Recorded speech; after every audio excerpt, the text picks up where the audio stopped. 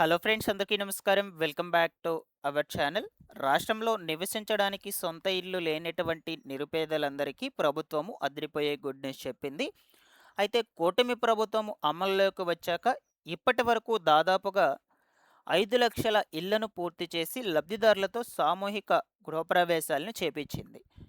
ఇవి కాకుండా ఈ 2026 డిసెంబర్ నాటికల్లా మరొక 4,00,000 గృహాలను పూర్తి చేయడమే లక్ష్యంగా పెట్టుకున్నట్లు మన ఆంధ్రప్రదేశ్ రాష్ట్ర హౌసింగ్ కార్పొరేషన్ చైర్మన్ బొత్తుల తాతయ్య బాబు పత్రికాముఖంగా అప్డేట్ను విడుదల చేశారు. అయితే ఈ అప్డేట్కు సంబంధించిన పూర్తి వివరాలను నేను మీకు ఈ వీడియోలో చెప్తాను.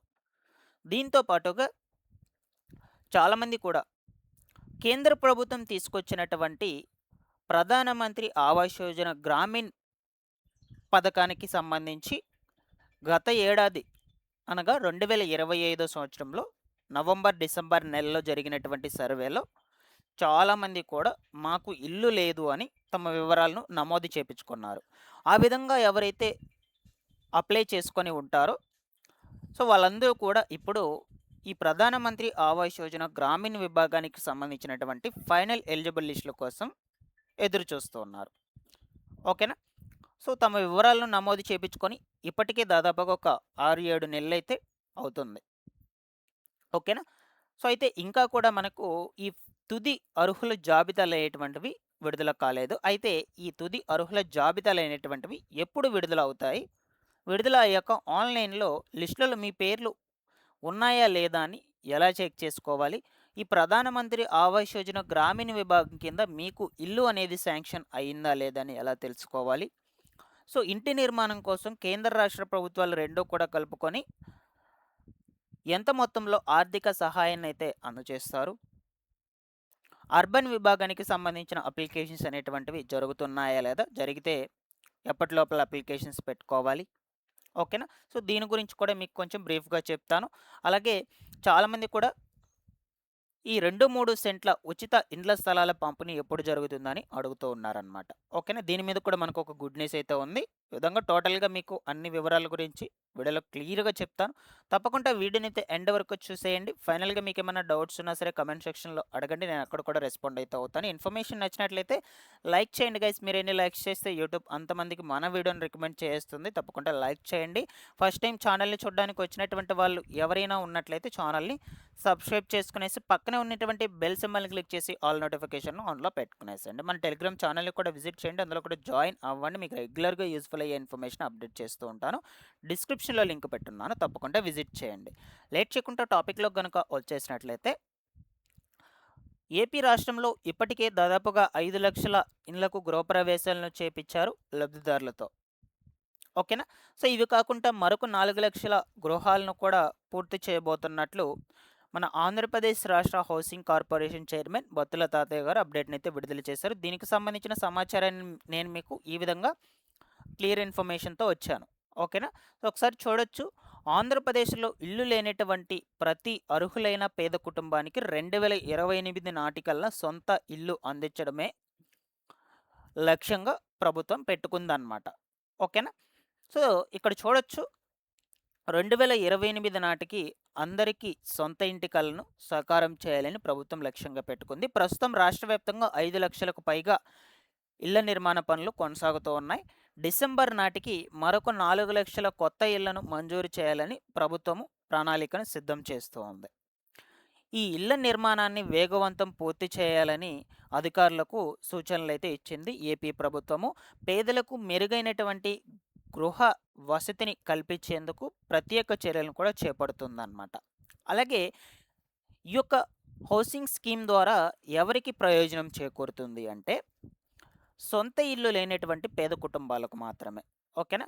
అలాగే ప్రభుత్వ అర్హత ప్రమాణాలను పూర్తి చేసిన లబ్ధిదారులకు మాత్రమే ఇల్లు అనేది వస్తుందన్నమాట. గతంలో ఇల్లు మంజూరు కాకపోయినటువంటి అర్హులైన కుటుంబాలకు మాత్రమే ఇప్పుడు ఇల్లు అనేది మంజూరు కావడం జరుగుతుంది. గ్రామీణ పట్టణ ప్రాంతాల్లో నివసించేటువంటి అర్హులైన పేదలు ఎవరైతే ఉంటారో వాళ్ళందరికీ కూడా వస్తుంది. అలాగే ప్రభుత్వం ప్రకటించే కొత్త అర్హత నిబంధనలను పూర్తి చేసే కుటుంబ సభ్యులకు మాత్రమే ఇల్లు అనేది వస్తుందన్నమాట. ఓకేనా. అయితే దరఖాస్తులు ఎటువంటివి ఎప్పుడు పెట్టుకోవాలి ఏంటి అనే వివరాల గురించి ఇప్పుడు మనం చూద్దాము. ప్రస్తుతం కొత్త ఇళ్ల దరఖాస్తుల తేదీలను ప్రభుత్వం అధికారికంగా ఇంకా ప్రకటించలేదు. అయితే మనకు వచ్చినటువంటి సమాచారం ప్రకారం డిసెంబర్ నాటికి మరొక 4,00,000 ఇళ్లు మంజూరు చేసేందుకు ప్రభుత్వం సిద్ధమవుతుంది. దీంతో దరఖాస్తులపై అధికారిక నోటిఫికేషన్ వచ్చే అవకాశం అయితే ఉందన్నమాట. ప్రభుత్వం తేదీలు ప్రకటించిన వెంటనే తప్పకుండా నేను మీకు మన ఛానల్ నుంచి తెలియజేస్తాను. ఓకేనా? సో ఇదండి మనకు లేటెస్ట్‌గా వచ్చినటువంటి అప్డేట్. ఇప్పటి వరకు గృహప్రవేశాలు చేపించినటువంటి 5,00,000 ఇల్లు కాకుండా మరొక 4,00,000 గృహాలను నిర్మించడమే లక్ష్యంగా ప్రభుత్వం అయితే పెట్టుకుందనమాట. ఓకేనా? ఈ ఏడాది లోపల అది కూడా. చూద్దాం ముందు రోజుల్లో దీని మీద ఎటువంటి అప్డేట్స్ వస్తాయో తప్పకుండా నేను మీకు ఎప్పటికప్పుడు సమాచారాన్ని అయితే అందజేస్తూ ఉంటాను. ఇందులో ఏమన్నా డౌట్స్ ఉన్నా కూడా కామెంట్ సెక్షన్‌లో అడగండి. దీంతో పాటుగా పేదల ఇళ్ల నిర్మాణానికి కేంద్ర రాష్ట్ర ప్రభుత్వాలు ఇచ్చేటువంటి మొత్తం సరిపోకపోవడంతో ప్రభుత్వము ఎస్సీ, బీసీ, ఎస్టీలకు అదనపు నిధులను కూడా అందజేసి ఇళ్ల నిర్మాణాలను వేగంగా జరిగేలా చర్యలు అయితే తీసుకుంటున్నామని చెప్తూ ఉన్నారు. బీసీ, ఎస్సీలకు 50,000, ఎస్టీలకు 75,000 అదనపు సహాయం అనేది ఇవ్వడంతో వారికి ఆర్థికంగా వెసులుబాటు కలిగిందని చెప్తూ వచ్చారన్నమాట. 3,310 కోట్లు అదనపు వ్యయం కోసం ప్రభుత్వం ఖర్చు చేసిందని కూడా చెప్పారు. ఓకేనా?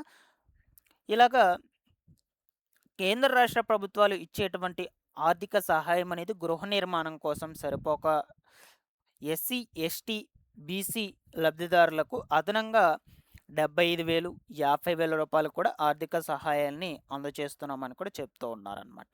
ఓకేనా? సో ఇది కాకుండా మనకు చాలామంది కూడా ప్రధానమంత్రి ఆవాస్ యోజన గ్రామీణ విభాగానికి సంబంధించిన ఫైనల్ ఎలిజిబుల్ లిస్టుల కోసం అయితే వెయిట్ చేస్తున్నారు. సో దీనికి సంబంధించి గత ఏడాది నవంబర్, డిసెంబర్ నెలలో జరిగినటువంటి సర్వేలో చాలామంది కూడా మాకు ఇంటిని నిర్మించుకోవడానికి సొంత స్థలం ఉంది కానీ తగినటువంటి ఆర్థిక సహాయం లేదు అని స్థలం చూపించి తమ వివరాలు నమోదు చేయించుకున్నారు. సో ఇలాగ నమోదు చేయించుకునేటువంటి వాళ్ళు చాలామంది కూడా ఫైనల్ ఎలిజిబుల్ లిస్టుల కోసం అయితే వెయిట్ చేస్తున్నారు. ఇప్పటికే మన ఏపీ ప్రభుత్వం ఒక 6 నుంచి 7 లక్షల మందిని అర్హులుగా గుర్తించి రాష్ట్ర వ్యాప్తంగా కేంద్ర ప్రభుత్వానికి నివేదికను పంపించిందనమాట. సో ఇప్పుడు ప్రస్తుతం మనకు అక్కడ ఫైనల్గా వెరిఫికేషన్స్ అనేటువంటివి జరుగుతున్నాయి. ఈ పరిశీలన ముగిసిన అనంతరం మనకు ఫైనల్ ఎలిజిబుల్ లిస్టులు అనేటువంటివి వచ్చేస్తాయి అన్నమాట. ఈ ఫైనల్ ఎలిజిబుల్ లిస్టులు అనేటువంటివి మోస్ట్లీ మనకు ఈ నెలాఖరు లోపల రిలీజ్ అయ్యేందుకు అవకాశం ఉండొచ్చు. ఓకేనా? సో మీరు ఈ ఫైనల్ ఎలిజిబుల్ లిస్టులు అనేటువంటివి రిలీజ్ అయ్యాక ఈ ఏపీ హౌసింగ్ స్కీమ్కి సంబంధించినటువంటి అఫీషియల్ వెబ్సైట్లో లిస్టులను చెక్ చేసుకునేందుకు అవకాశం అయితే ఉంటుందన్నమాట.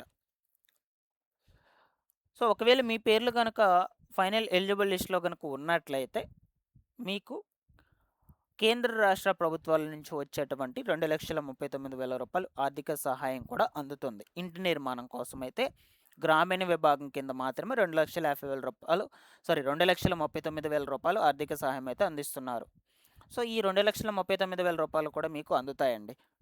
విడతల వారీగా మీకు రిలీజ్ చేస్తారు బ్యాంకు అకౌంట్లోకి. ఓకేనా? సో వీటన్నిటి గురించి మనం ముందు రోజుల్లో డిస్కస్ చేసుకుందాం తప్పకుండా ఎలిజిబుల్ లిస్టులు అటువంటివి రిలీజ్ అయ్యాక. ఓకేనా? సో అప్పటి వరకు మీరు వెయిట్ చేయండి. తప్పకుండా నేను మీకు ఇంపార్టెంట్ సమాచారాన్ని మన ఛానల్ నుంచి అందజేస్తూ ఉంటాను. ఓకేనా? ఇదిలా ఉండగా చాలామంది కూడా 2-3 సెంట్ల ఇళ్ల స్థలాలు ఎప్పుడు పంపిణీ చేస్తారని అయితే వెయిట్ చేస్తున్నారు. సో ఇప్పటికే మనకు ఖాళీగా ఉన్నటువంటి లేఅవుట్లను గుర్తించినటువంటి గ్రామాల్లో, మండలాల్లో లబ్ధిదారుల నుండి దరఖాస్తులను తీసుకుంటూ ఉన్నారు. ఓకేనా? సో దరఖాస్తులను తీసుకొని వాళ్ళకు ఇళ్ల స్థలాలను కూడా కేటాయింపు అయితే చేస్తున్నారు. కొన్ని ప్రాంతాల్లోనే, అన్ని ప్రాంతాల్లో అయితే చెప్పడం లేదన్నమాట. అయితే గ్రామాల్లో ఉన్నటువంటి వాళ్ళకు 3 సెంట్లు, పట్టణాల్లో ఉన్నటువంటి వాళ్ళకు 2 సెంట్లు అంటే ఏంటి? ఆంధ్రప్రదేశ్ ప్రభుత్వం ఇల్లు లేనటువంటి పేద కుటుంబాలకు ఉచితంగా ఇంట్ల స్థలాలను ఇవ్వాలని నిర్ణయించింది. ఇందులో ప్రాంతాన్ని బట్టి స్థల పరిమాణాన్ని వేరువేరుగా డివైడ్ చేశారనమాట. గ్రామాల్లో వచ్చేసి 3 సెంట్లు, గ్రామీణ ప్రాంతాల్లో అర్హులైనటువంటి లబ్ధిదారులకు 3 సెంట్ల స్థలం కేటాయిస్తారు. 1 సెంటు వచ్చేసి మనకు 48.4 చదరపు గజాలైతే ఉంటుందన్నమాట. అప్పుడు 3 సెంట్ల లెక్కన వచ్చేసి 145.2 చదరపు గజాలైతే ఉంటుంది. సుమారుగా 1,307 చదరపు అడుగులు ఉంటుందన్నమాట. ఈ స్థలంలో ఇల్లు నిర్మించుకోవడానికి తగినంత విస్తీర్ణం అయితే ఉంటుంది. ఓకేనా? అలాగే పట్టణాల్లో వచ్చేసి 2 సెంట్లు. పట్టణ ప్రాంతాల్లో భూమి లభ్యత తక్కువగా ఉండటంతో 2 సెంట్లు స్థలం అనేది కేటాయించారు. గ్రామీణ ప్రాంతాల్లో భూ లభ్యత అనేది కొంచెం ఎక్కువగా ఉంటుంది కాబట్టి వాళ్ళకు 3 సెంట్ల స్థలాన్నయితే కేటాయిస్తూ ఉన్నారు. ఓకేనా? సో 2 సెంట్లు అంటే మనకు 96.8 చదరపు గజాలైతే వస్తుంది. సుమారుగా 871 చదరపు అడుగులైతే వస్తుంది మీకు. ఓకేనా? సో గ్రామాల్లో 3 సెంట్లు, పట్టణాల్లో 2 సెంట్లు ఎందుకు ఇస్తున్నారు అంటే, గ్రామాల్లో భూమి ఎక్కువగా అందుబాటులో ఉండటంతో 3 సెంట్లు ఇవ్వటం సాధ్యమవుతుంది. పట్టణాల్లో భూమి కొరత, అధిక ధరల కారణంగా ఈ 2 కారణాల చేత 2 సెంట్ల స్థలాన్నయితే కేటాయిస్తున్నారనమాట. ఓకేనా? ఇలా చేయడం వల్ల ఎక్కువ మంది అర్హులకు ఇంటి స్థలం అనేది అందించేందుకు అవకాశం అయితే ఉంటుందట. ఓకేనా? సో ఎవరికి ఈ ఇళ్ల స్థలాలు ఇస్తారు అంటే, సొంత ఇంటి స్థలం లేనటువంటి పేద కుటుంబాలకు మాత్రమే. అలాగే ప్రభుత్వ అర్హత ప్రమాణాలను పూర్తి చేసుకున్నటువంటి లబ్ధిదారులకు మాత్రమే. ప్రభుత్వం ప్రకటించినటువంటి మార్గదర్శకాల ప్రకారం ఎంపికైనటువంటి లబ్ధిదారులకు మాత్రమే ఈ 2, 3 సెంట్ల ఇళ్ల స్థలాలను కేటాయింపు చేస్తారు. బట్ ఖాళీగా ఉన్నటువంటి లేఅవుట్లను అన్ని జిల్లాల్లో కూడా గుర్తిస్తూ ఉన్నారు. ఎందుకంటే స్థలాలను కేటాయింపు చేయాలి కాబట్టి, ఈ లేఅవుట్లను గుర్తించినటువంటి చోట్లన్నింటిలో కూడా అప్లికేషన్స్ తీసుకునే లబ్ధిదారుల దగ్గర వాళ్ళకి డివైడ్ చేస్తూ ఉన్నారనమాట స్థలాలను. ఓకేనా? సో అందరికీ కూడా ఖచ్చితంగా స్థలాలు లేనటువంటి వాళ్ళకు తప్పకుండా అందుతాయి. ఓకేనా? సో అప్లికేషన్స్కి సంబంధించి కొన్ని ప్రాంతాల్లో మాత్రమే జరుగుతున్నాయి, అన్ని ప్రాంతాల్లో జరగడం లేదు. వీటికి సంబంధించి ముందు రోజుల్లో సమాచారం వచ్చినా ఎప్పటికప్పుడు మీకు మన ఛానల్ నుంచి అయితే ఇన్ఫామ్ చేస్తూ ఉంటాను. Thanks for watching this one. మరొక ఇంపార్టెంట్ అప్డేట్తో మీ ముందుకైతే వస్తాను.